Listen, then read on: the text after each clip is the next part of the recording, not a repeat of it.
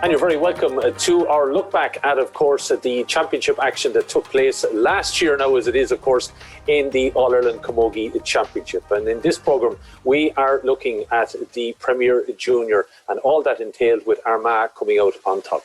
Joining me to look ahead and look back at all that action is Ann-Marie Guinan, Offaly Camogie and, of course, media analyst, and Valerie Wheler, sports broadcaster, presenter, and, of course, you can see it there in the background, IMRO Award winner. Good afternoon, girls. Hi, Killian. Hi, Killian. Looking at the action, Ann-Marie, with the COVID and everything like that, it was an unusual championship in lots of ways, with the Premier Junior Championship having to be condensed that little bit, but the excitement around, Armagh winning their first title, Cavan coming into a scenario where we probably didn't expect them to come from, having created such excitement in winning the Nancy Murray. But, overall, a cracking championship. Yeah, definitely, Killian. Overall, a really, really good championship. Probably we didn't expect it with the reduction in the training time that all of the teams had. But in particular, the Premier Junior, the teams were thrown hurdle after hurdle. They had a National League campaign that was cancelled. They then had to restructure the whole competition with every second team from the counties being removed. And then, as we know ourselves, Cavan, they ran with their Nancy Murray Championship. They played Tyrone and Louth in the Nancy Murray, and then they got the opportunity to then go ahead and play in the All-Ireland Premier Junior Championship. So I know obviously we can't take away from the intermediate and the senior championship, but definitely the Premier Junior had a lot more to offer. Yeah, and Valerie, great to see the likes of Cavan having been away off the scene for a while and coming back, and as you said, garnering that little bit of attention and really brought a little bit more focus on the Premier Junior Championship. Yeah, I mean, I think at this stage everyone wants to compete on a national level, and I think with Cavan it was their first time back playing since 2010, and when you take a look at Cavan as a county, I think they've only like 9 or 10 clubs, camogie clubs alone in Cavan, so for them to produce that much talent in a county team out of 9 clubs is absolutely amazing. I know for a couple of years they were probably stopped from having the team because girls probably couldn't commit, and then football was really after taking over there, but I know that the county board did amazing work, and everyone kind of got that hunger back into their lives, and they kind of got that passion back into their hearts that they wanted to continue and they wanted to compete at a national level in camogie. And you know what, we're delighted they did, because look what they produced this year. I mean, without them we'd have, it was just great to see, and for them to be back playing since 2010 and for them to end up in 2 finals was absolutely amazing for them. Like, Ulster Camogie just showed how strong it was this year.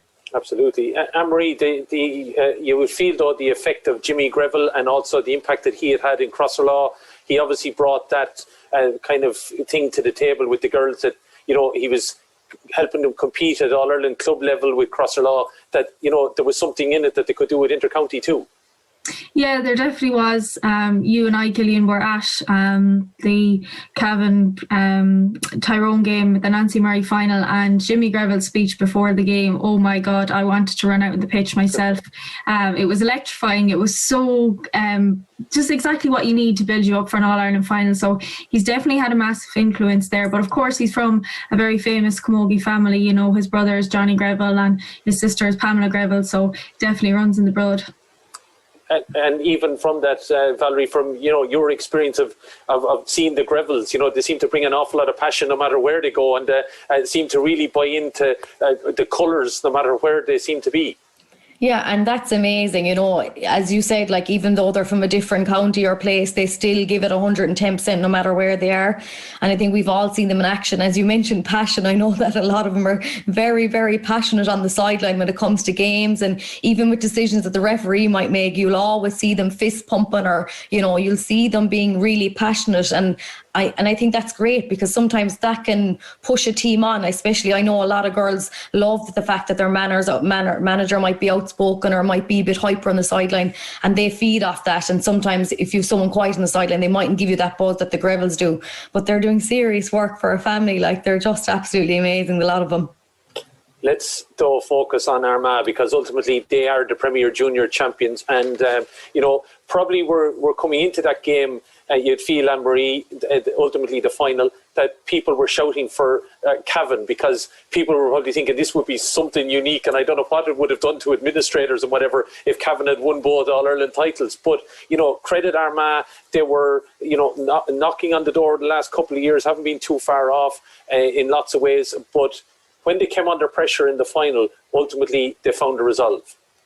Yeah, they did. I was really impressed with Armagh on the All-Ireland final day. As you say, they've been knocking thereabouts, but some key performances were incredible. Full forward line of Leanne Donnelly, Rachel Murray and Ciara Donnelly coming up with 19 points on the day of your All-Ireland final is incredible. And just Cavan had no answer. They had a full forward line that just had legs to burn, and they could find the post from anywhere around the pitch. So Armagh were very, very exciting. Their movement off the ball, their reading of the game was very interesting to watch, and I think they will contest next year. You are seeing a side, Valerie, that obviously, again have potential, and with the Donnelly sisters, and they're running for the Player of the Year award, they are a dynamic forward line. Yeah, that family alone. I mean, the stats from the day as well. Ciara had 13 points to her name, Leanne had 4 and Rachel had 2. And for that much skill to come from the one family is crazy. And I know that Leanne probably for me had the biggest score of the game. I don't know, do you remember this one? But it was a game that she won a possession from a clearance and she kind of flicked it away from the defence. And before she kind of lifted it and then striked it while on the run off one of her shoulders. And I just thought that score, I was like, look at this, look at the day of an All-Ireland final day and you're producing that. I don't know, do you remember that score? But that for me was genuinely a standout moment from that junior final. Yeah, well, she was definitely a lady. I would have felt that when Cavan had got the goals and were threatening to, turn the game on its head, she definitely was a leader when they needed. And a score like that, I'm sure, gave them an extra shot in the arm, Ann-Marie. Yeah, that's the play that you want. You go to all of your sessions as an inter-county player and, the sports psychology sessions, and they're talking about decision making and, the inches that they talk about in rugby as well. And it's those inches that will boost your whole team and drive on your whole team. But to show that skill as well on national television, to show why not Armagh in the All-Ireland final? Why not? Can we not compete against the greatest in the country? It was a spectacular score. So Armagh worthy then Premier Junior champions. Before we wrap up on our quick look back then on that action, your key moments from the championship, Valerie, we'll start with you. What stood out for you? I think I'd have to stay with Leanne Donnelly's score. I know she had 4 on the day, but that score for me where she took the possession from the clearance and where she, flicked it away from the defence and then took it off her right shoulder on the run, I just thought that was a real standout moment for me in the championship. Ann-Marie, your key moment from the junior championship then? Yeah, I would think I'd have to go with the same, the power and the play of the full forward line of Armagh, the skill they had, the work rate, and just to showcase how talented they were on the All-Ireland final day. They were incredible. Just to have a powerful 13, 14, 15. You don't really see a 13, 14, 15 dominate the way that they did in the All-Ireland final, and credit where credit is due. And ultimately, I suppose, note then to Cavan and everything that they have achieved. We spoke so much about it at the start there, but again, they probably are standing out as a key moment in what has been achieved for them in 2020. We hope to see more of them in 2021. So that's our look at the Premier Junior Championship for 2020.